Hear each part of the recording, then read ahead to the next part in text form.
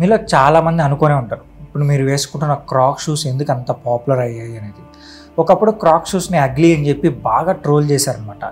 అలాంటి ugly shoes ఇప్పుడు సుమారుగా $4 బిలియన్ కంపెనీగా మారింది. ప్రతి కంపెనీకి అనేది సక్సెస్ ఫెయిల్యూర్స్ కామన్ అనమాట.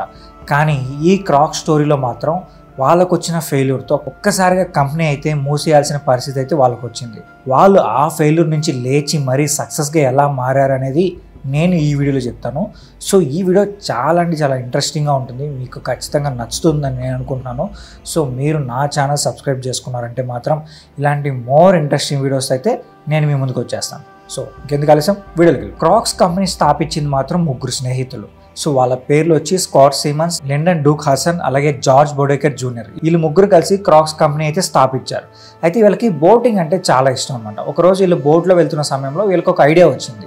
సో ఇప్పుడు మార్కెట్లో చూసుకున్నామంటే హెవీ షూస్ ఉన్నాయి, అలాగే రబ్బర్ బూట్లు ఉన్నాయి. కానీ కంఫర్టబుల్గా వేసుకోవడానికి, అలాగే వాటర్ ప్రూఫ్స్, అలాగే లైట్ వెయిట్ ఉన్న షూస్ అయితే ఎక్కడా లేవన్నమాట. సో వాళ్ళకు ఒక మంచి ఆలోచన వచ్చింది. సో మనం అలాంటి షూస్ రెడీ చేస్తే ఎలా ఉంటుందని చెప్పి వాళ్ళకు ఒక ఆలోచన అయితే వచ్చింది. సో ఇప్పుడు ఆ ఆలోచనే ముందుకు తీసుకెళ్లాలనుకున్నారు.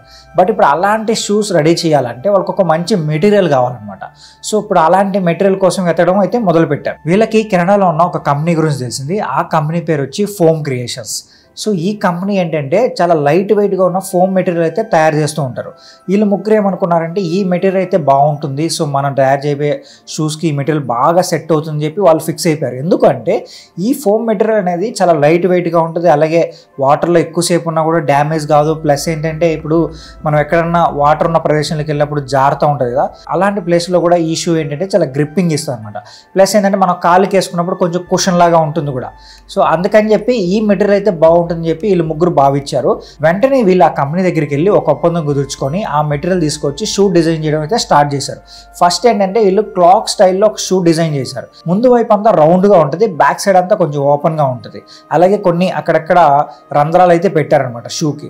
సో అలా ఎందుకు చేశారంటే ఇప్పుడు మన కాళ్ళకి చెమట పట్టినా కూడా త్వరగా ఆరిపోవడానికి, ఒకవేళ వాటర్లోకి వెళ్ళా కూడా వాటర్ త్వరగా బయటికి రావడం కోసం అని చెప్పి వీళ్ళైతే ఈ డిజైన్ చేశారు.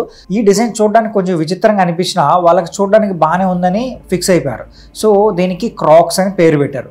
క్రాక్స్ ఎందుకు పెట్టారంటే క్రోకడైల్ నుంచి ఇన్స్పైర్ అయ్యి క్రాక్స్ అని పేరు పెట్టారు.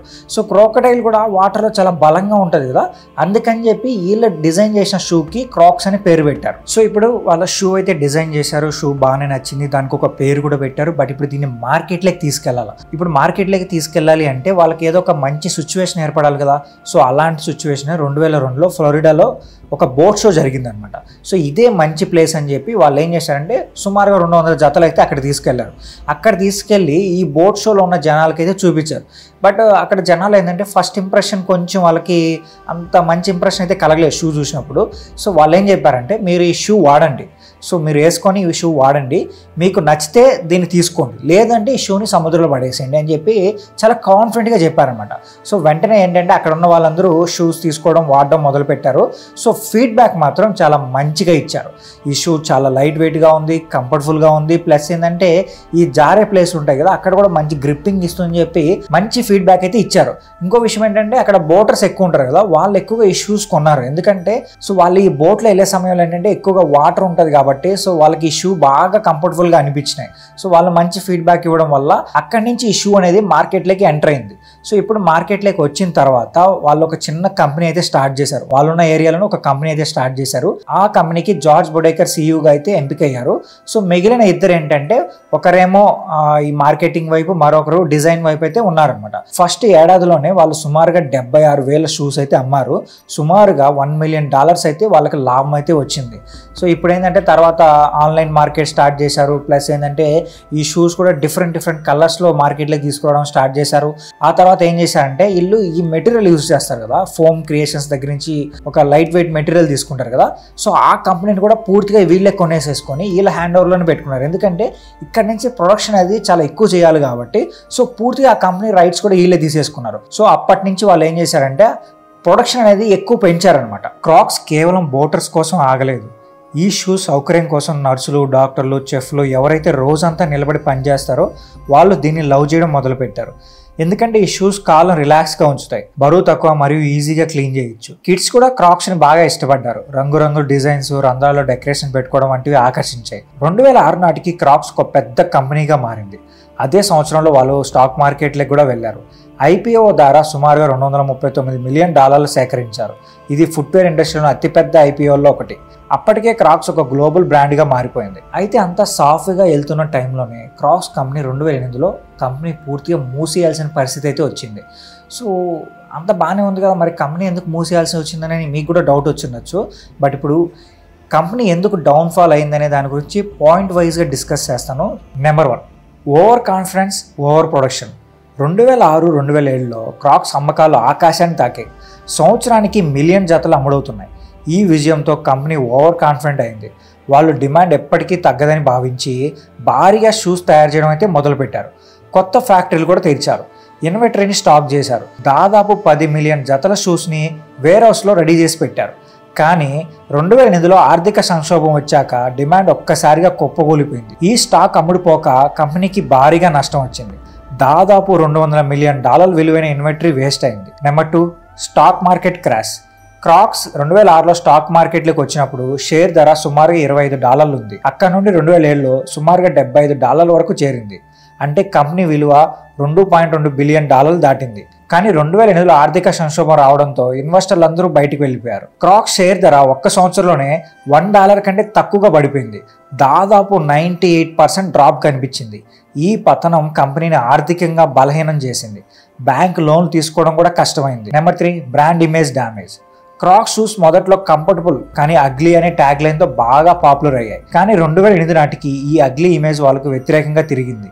ఫ్యాషన్ క్రిటిక్స్ వీటిని ఫ్యాషన్ డిజాస్టర్గా విమర్శించారు. టైమ్ మ్యాగజైన్ 2010లో 50 వరస్ట్ ఇన్వెన్షన్ లిస్ట్లో క్రాక్స్ను కూడా చేర్చింది. యూత్ వీటిని పాత బ్రాండ్గా చూసి వదిలేశారు. నెంబర్ 4, ఆర్థిక నష్టాలు. 2007లో క్రాక్స్ సుమారుగా $165 మిలియన్ ప్రాఫిట్లో ఉంటే 2008లో ఒక్కసారిగా $185 మిలియన్ లాస్లోకి వెళ్ళింది. ఈ భారీ నష్టం వల్ల కంపెనీ దాదాపు దివాలా తీసే పరిస్థితికి అయితే వచ్చింది. వాళ్ళు సుమారుగా $150 మిలియన్ అప్పు తీసుకున్నారు. కానీ దాన్ని తిరిగి చెల్లించే పరిస్థితుల్లో కూడా ఇప్పుడు కంపెనీ లేదు. నెంబర్ 5, స్టాఫ్ కట్స్ మరియు స్టోర్ క్లోజెస్. ఖర్చులు తగ్గించుకోవడం కోసం క్రాక్స్ సిబ్బంది తొలగించింది. 2008లో వాళ్ళు వందలాది మందిని జాబ్స్ నుంచి తీసేశారు. ప్రపంచవ్యాప్తంగా ఉన్న వాళ్ళ రిటైల్ స్టోర్లు కూడా మూసేశారు. దాదాపు 140 స్టోర్లు క్లోజ్ అయ్యాయి. తయారీ యూనిట్లు కూడా షట్ డౌన్ చేశారు. ఉదాహరణకు మెక్సికో, కెనడాలోని ఫ్యాక్టరీలు ఆగిపోయాయి. ఈ నిర్ణయంతో కంపెనీ ఇమేజ్ మరింత డ్యామేజ్ అయింది.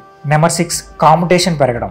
ఒక టైంలో క్రాక్స్కి ఎటువంటి కాంపిటీషన్ లేదు. కానీ ఎప్పుడైతే 2008లో ఆర్థిక సంక్షోభం వచ్చిందో ఆ సమయంలో ఈ క్రాక్స్ బదులుగా చాలా వరకు మార్కెట్లోకి చీప్ క్రాక్స్ అయితే వచ్చేసాయి. అవి రేటు కూడా చాలా తక్కువ. కస్టమర్లు కూడా వాటికి షిఫ్ట్ అయిపోయారు. ఈ కాంపిటీషన్ వల్ల క్రాక్స్ మార్కెట్ షేర్ కూడా కోల్పోయింది.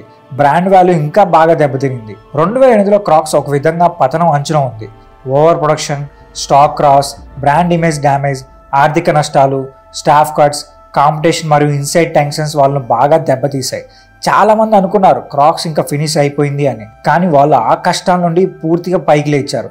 నిజంగా అదొక ఇన్స్పైరింగ్ స్టోరీ అనే చెప్పాలి. సో మొత్తంగా చూసుకున్నామంటే క్రాక్స్ కంపెనీ ఇంకా లేదు, పూర్తిగా అది క్లోజ్ చేసేస్తారని చాలామంది అయితే భావించారు. బట్ ఇక్కడే వాళ్ళు తెలివి అయితే ఉపయోగించారు. సో ఎప్పుడైతే ఫెయిల్యూర్ వచ్చిందో ఆ ఫెయిల్యూర్ నుంచి పూర్తిగా మళ్ళీ నేర్చుకొని సో ఈసారి గట్టిగా పైకి లేచారనమాట.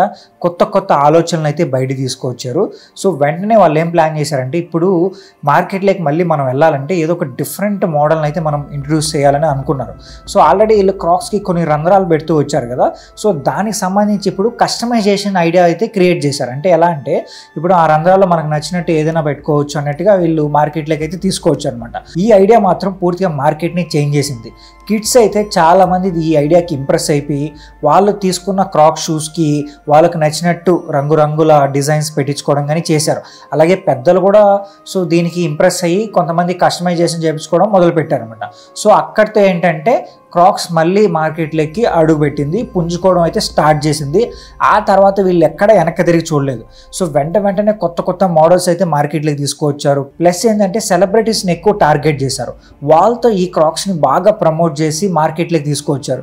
ఒక్కొక్క సెలబ్రిటీ దగ్గర ఒక్కొక్క టైప్ ఆఫ్ కలర్ క్రాక్స్ని ఇంట్రొడ్యూస్ చేస్తూ మార్కెట్లోకి చాలా అంటే చాలా ఫాస్ట్గా మళ్ళీ దూసుకోవచ్చారు. సో ముందుగా చూసుకున్నాం అంటే 2008 ఆ సమయంలో అంటే ఈ షూస్ని బాగా అగ్లీ అని చెప్పి ట్రోల్ చేశారు కదా. బట్ ఇప్పుడు ఇదే ట్యాగ్ లైన్ని వాళ్ళు బాగా యూస్ చేసుకున్నారు. అగ్లీ అగ్లీ ఈజ్ బ్యూటిఫుల్ అనే కాన్సెప్ట్ని ప్రమోట్ చేశారు. క్రాక్స్ తమ విచిత్రమైన లుక్ని స్వీకరించి కంఫర్ట్ ఈజ్ ఫ్యాషన్ అనే మెసేజ్లతో యూత్ని బాగా టార్గెట్ చేశారు. సోషల్ మీడియాలో క్రాక్స్ స్టైల్ లాంటి క్యాంపెయిన్స్ వైరల్ అయ్యాయి. ఫ్యాషన్కి బదులుగా కంఫర్ట్ పైన దృష్టి పెట్టారు క్రాక్స్ కంపెనీ వాళ్ళు. హాస్పిటల్స్, రెస్టారెంట్స్లో వాడే ప్రొఫెషనల్స్ కోసం క్లాసిక్ క్రాక్స్ని పుష్ చేశారు. ఈ ప్లాన్స్ వల్ల క్రాక్స్ 2010 నాటికి నెమ్మదిగా రికవరీ మొదలుపెట్టింది. 2017లో కొత్త CEO ఆండ్రియాస్ వచ్చాక ఈ ప్రాసెస్ బాగా స్పీడ్ అయింది. వాళ్ళు అనవసర ఖర్చులు తగ్గించి డిజిటల్ సేల్స్ పైన ఫోకస్ చేశారు. దీని ఫలితంగా 2020 కోవిడ్ సమయంలో క్రాక్స్ భారీగా పాపులర్ అయింది. ఆ తర్వాత $1 బిలియన్ బ్రాండ్గా ఎదిగింది. 2020లో కోవిడ్ వచ్చినప్పుడు క్రాక్స్కి గోల్డెన్ ఛాన్స్ దొరికింది. లాక్డౌన్లో జనాలు ఇంట్లో ఉండి మంచి షూస్ కోసం చూశారు. క్రాక్స్ ఆన్లైన్ సేల్స్ ఒక్కసారిగా బాగా పెరిగాయి. డిజిటల్ రెవెన్యూ సుమారుగా 50% పెరిగింది. హెల్త్ కేర్ వర్కర్లకు ఉచిత షూస్ డొనేట్ చేసి బ్రాండ్ ఇమేజ్ని మరింత బూస్ట్ చేశారు కంపెనీ వాళ్ళు. 2021లో క్రాక్స్ సుమారుగా $2.3 బిలియన్ రెవెన్యూ సాధించింది. 2023 నాటికి దాదాపు $4 బిలియన్ చేరుకుంది. ఇప్పుడు క్రాక్స్ కంపెనీ కేవలం షూ కాదు, ఒక లైఫ్ స్టైల్ బ్రాండ్. అగ్లీ అనే మాటను వాళ్ళు తమ ఐడెంటిటీగా మార్చేశారు. సో అది క్రాక్స్ సక్సెస్ స్టోరీ. సో ప్రతి కంపెనీకి అనేది ఫెయిల్యూర్ ఉంటుంది, సక్సెస్ ఉంటుంది. సో ఖచ్చితంగా ప్రతి ఒక్కరి లైఫ్లో ఫెయిల్యూర్ వచ్చినప్పుడు వాళ్ళు ఆ ఫెయిల్యూర్కి భయపడి ఆగిపోతే మాత్రం సక్సెస్ని అయితే చూడలేరు అనమాట. మనకు ఫెయిల్యూర్ వచ్చినప్పుడు ఎంత స్ట్రాంగ్గా నిల్చుంటాం అనే దాన్ని బట్టే సక్సెస్ అనేది వస్తుంది. సో క్రాక్స్ కంపెనీకి కూడా అలా వాళ్ళు ఫెయిల్యూర్ వచ్చినప్పుడు స్ట్రాంగ్గా నిల్చున్నారు కాబట్టి సక్సెస్ని చూశారు. సో ఇప్పుడైతే మాత్రం క్రాక్స్ కంపెనీ సుమారుగా $4 బిలియన్ కంపెనీగా మారింది. అయితే దీనిపైన మీరేమనుకుంటున్నారు కూడా కింద కామెంట్ చేసి చెప్పండి. అలాగే ఈ వీడియో నచ్చితే మా ఛానల్ సబ్స్క్రైబ్ చేసుకోండి. ఇలాంటి మోర్ ఇంట్రెస్టింగ్ వీడియోస్ అయితే నేను మీ ముందుకు వచ్చేస్తాను.